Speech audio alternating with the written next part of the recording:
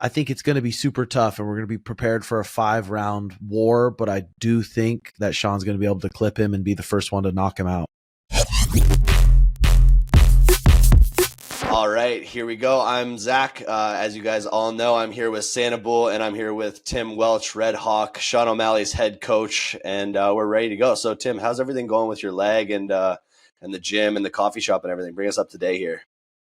Everything's going pretty good. Staying pretty busy. Yeah, I'm super bummed out about blowing out my Achilles completely. But already in a boot, already able to walk around, was already able to hold pads for Sean yesterday, and I'm on to physical therapy. And yeah, I got so much other stuff going on, so it's easy to stay busy and just got to keep eating healthy and stick with my good routines. Yeah, exactly. And you think the biggest thing about that is just keeping it moving. Like I think a lot of people, if they had an injury like that, they'd probably be pretty keen to just sit on it and rest it as much as possible. But what do you think, like when it comes to that, the biggest thing is?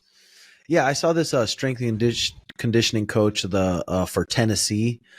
He had it done, and I saw him how much he was moving and how much he was getting around. And I've been messaging him, getting some tips, and he just said, just lift your upper body every single day, eat the best foods you can. Now I'm getting on all the peptides from Ways to Well, so the same people that are helping Aaron Rodgers are helping me, and then we're going down there at the end of December to get some stem cells. So hopefully I can come back pretty quick. By March I should be 100%. Sweet, Hopefully, that'll be close. awesome. Yeah, and Sean's got other guys at the gym helping him out too, I'm sure too. So as much as they can. Yeah, I mean, I've had kids that have been training under me for 8 years I'm teaching them how to hold pads and stuff. So I have guys that can help out Sugar if we need it. So we're pretty covered there. Sweet, yeah. So when it comes to Sugar, obviously we saw that Sean versus Chito rematch got announced. What was your immediate reaction when you found out that they booked that? I figured they were going to book that. I mean, it's the fight that makes the most sense right now, and that's definitely one that I want to get back for us. But yeah, people think that's going to be an easy fight for us, and it's really not. Chito's super durable. He's tough. He's got a crazy work ethic. He's got good coaches, and yeah, he's a dangerous fighter. It's going to be a completely different fight than the Aljamain Sterling fight. But also, I feel like we have a lot of strengths and way faster than him. We have a lot of strengths in a lot of areas, and I think it's going to be super tough, and we're going to be prepared for a 5-round war. But I do think that Sean's going to be able to clip him and be the first one to knock him out.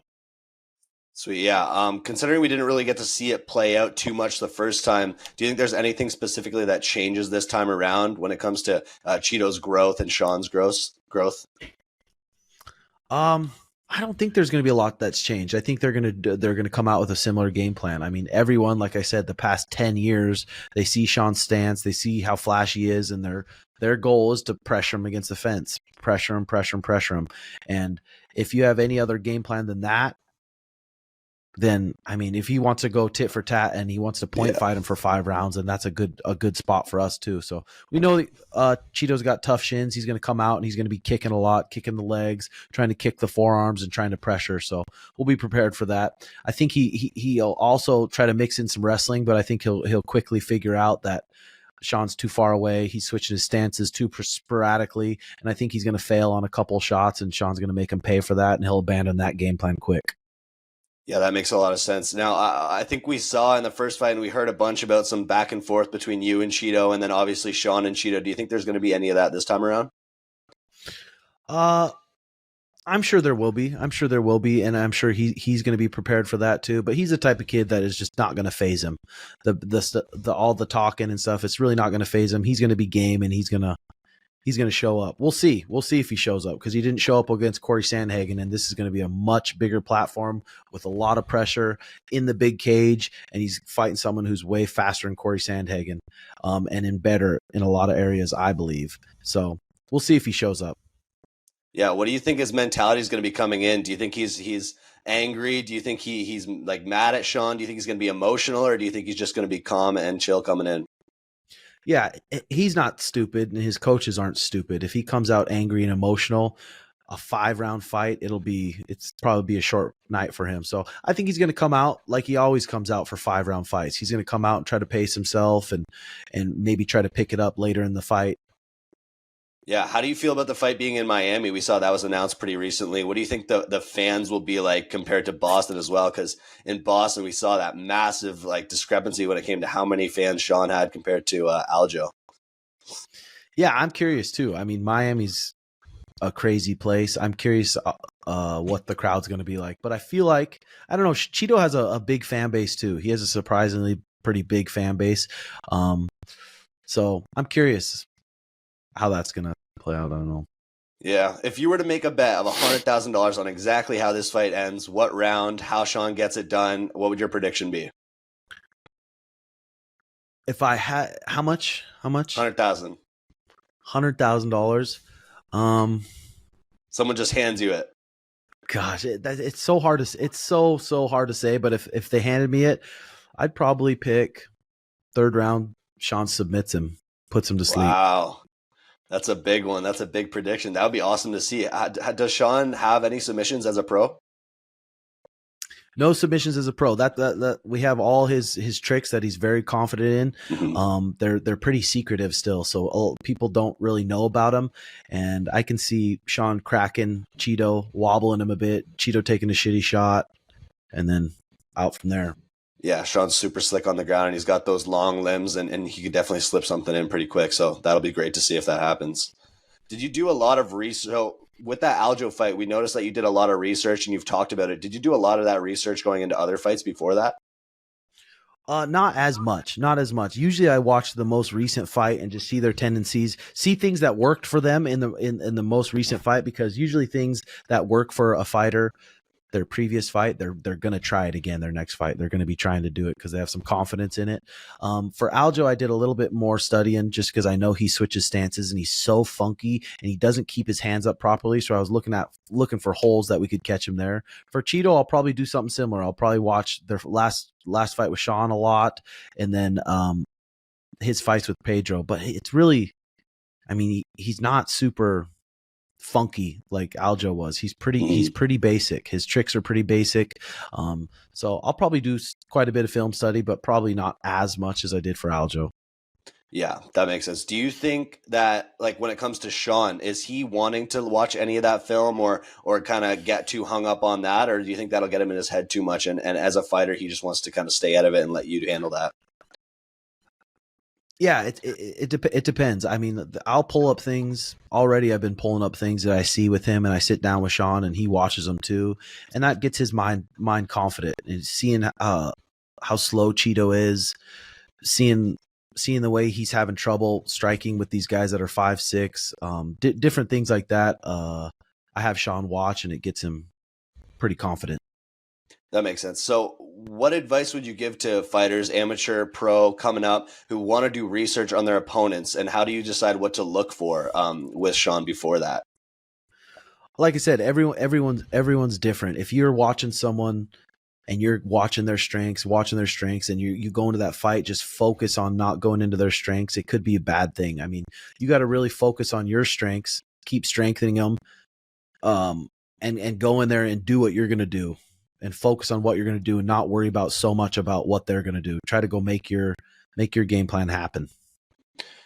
When it comes to that mentality side of it and not getting too much in your head, I've heard some coaches talk about visualization and sitting there every day. They've said sit there every day for an hour and just think and review. Picture yourself walking, taking that walk, hitting pads in the back, warming up. And then we've heard Sean, I think Sean during that Aljo camp said every time that fight would come into his head, he would just push it away. He didn't want to think about it. And what do you think the better option is there? So just to be prepared or not to get too anxious leading up? Again, for that, I think everyone's completely different. I know he does do visualization a lot. He does think about the fight when he's doing his cold plunges, when he's doing his long zone 2 cardios. He does think about the fight. And I mean, you got to focus on what you can control. That's a hard thing in fighting because there's just so many different variables, but you got to focus on what you can control. And then when those negative thoughts come into your head, you got to be able to counter them right away with something. Sweet. Yeah, I wanted to get your thoughts on some past fights that just happened and then some upcoming fights as well. So we had that Arman Tsarukyan and Beneil Dariush, and I've heard you have lots of praise for that Arman Tsarukyan. He's a very well-rounded fighter, and it looks like he's coming up with that next generation. What do you think about him and what's next for him there? Yeah, I'm curious what they're going to do with him next. But he is an athletic, super explosive kid, young, healthy, durable kid, and he trains at a really good gym. So I'm curious what the UFC is going to do with him. But they're smart, and they build up who they want to build up, and not really sure. I'd like to see him get a top 5 fight though. Did you see that last fight with, or his first fight with Islam? No, I didn't see it. Was it competitive? Yeah, it was very competitive with the grappling. You should definitely watch that one back because I think it would be another competitive one if he got that title shot again. Yeah, I saw Islam tweeting that he didn't seem interested in that, which makes sense. He wants big fights, big pay-per-view money. It makes sense. Yeah, not yet. Then we have Leon and Colby coming up on UFC 296. What are your thoughts on that one?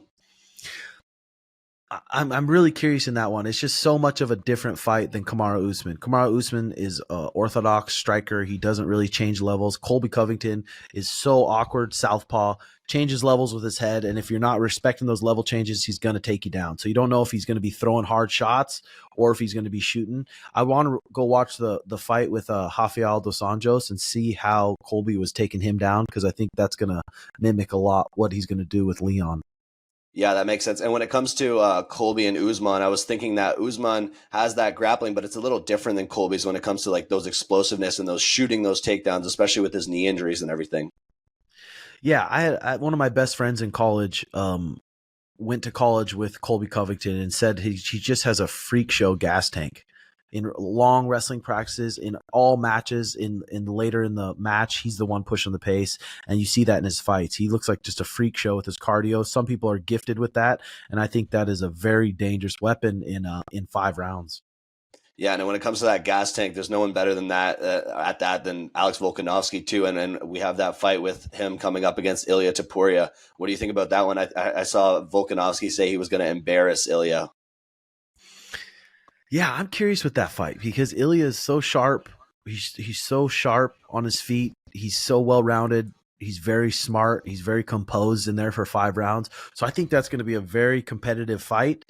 And I mean, I wouldn't be mad if Ilia won, just so we can set up that fight in Vegas, Sugar versus Ilia for the 145-pound title. I think that would be really, really sweet. After seeing what happened when Alex went up and fought Islam, do you think that's going to change anything in Alex's game and his head and his mindset? It's hard to say. That's another one that everyone's different. Some people are just so good at just focusing on what they can control. Some people, it's going to have flashbacks, getting kicked in the head, waking up. Some that getting knocked out like that does change people. I've seen it change people. But Volk, one of the pound for pound greats, like such a competitor, such a badass dude. I don't know if it's really going to affect him that much, but it is pretty soon. But I would not be surprised at all to see Volk come out there and whoop Ilia's ass. I wouldn't be surprised.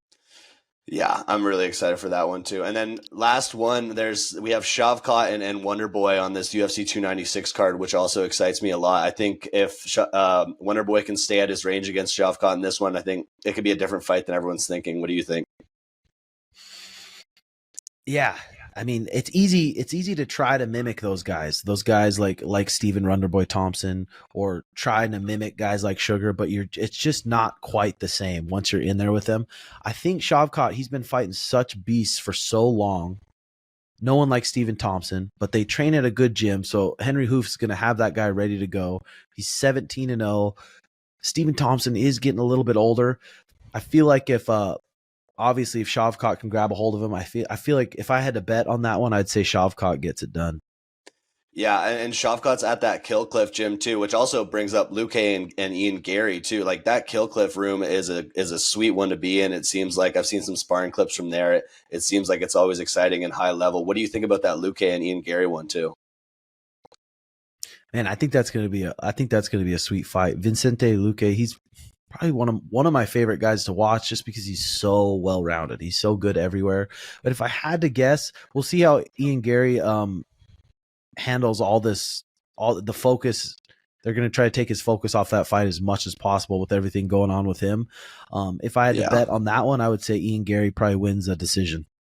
And what do you think about Ian like switching gyms so much? And we saw that he was at Killcliff, and then he went to try to train with Leon Edwards at his gym and got kicked out of there. And now I guess he's with at Shooter Boxer with Charles Oliveira. What do you think that does for someone like him at this point in his career? Is he at Shootboxer Charles Oliveira? I saw Charles Oliveira tweet something where Ian Garry said he's going to be repping the Brazilian flag, and Charles Oliveira said, we don't want you, ho." Oh. Pretty recently. Yeah. I think that was yesterday. Well, I think I saw him, at least he did one session there. He was training there a bit, but I guess he's not out of there now, but he's definitely training in Brazil. Okay.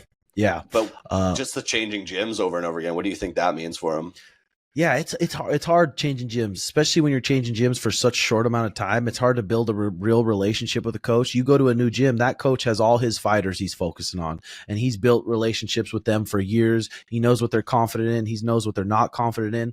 So having someone you trust in the corner who you truly trust and you truly respect is a big advantage for people. And if he's going in there and he's had this guy that he's known for 6 weeks or 7 weeks or even maybe less than that, it's hard to really trust your corner. And like I said, if you have someone you can trust in the corner, they have a completely different view of the fight, and they know what you're confident in. They know what you're not confident in. That has a big. I just don't think I don't think it really benefits you moving around gyms a lot. Yeah. But getting the competitive sparring with guys that are high level always does up your game for sure. Yeah, but how do you think Ian handles that? Because it looks like him and Sean are in similar positions when it comes to star power, and sorry, not similar positions, but similar mindsets when it comes to star power and trying to build their careers as their athletes. So it seems like some of the trouble is coming from him coming in the gym with cameras and acting like he's just this massive entity. So what do you think a better mindset or a way to handle that kind of thing would be? For Ian? For Ian, yeah. I mean, he is trying hard, but like I said, look at everyone's talking about him. Everyone's tweeting, even if it is about his girlfriend or whatever. They're still talking about him, and it's going to bring a lot more eyes to this fight than him previous. So I don't know. Again, with that, everyone's so much different. Everyone's gets famous so much different. Some people do it like Colby. Some people do it like Sugar. Some people just do it so different. So it's hard to say one's right or one's wrong. Yeah, that makes a lot of sense. Anyway, thank you, Tim, so much for another interview. It's always a pleasure to do this. I'm Zach with Sanabul, and everyone make sure please like and subscribe.